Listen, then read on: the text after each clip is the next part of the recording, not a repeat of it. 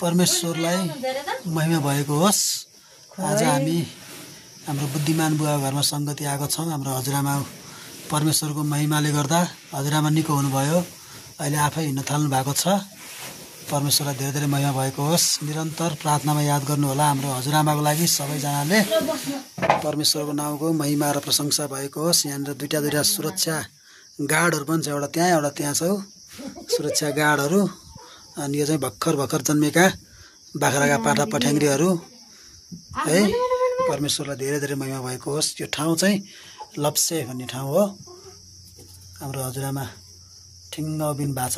परमेश्वरले ठिक पार्नुभएको लागि धन्यवाद।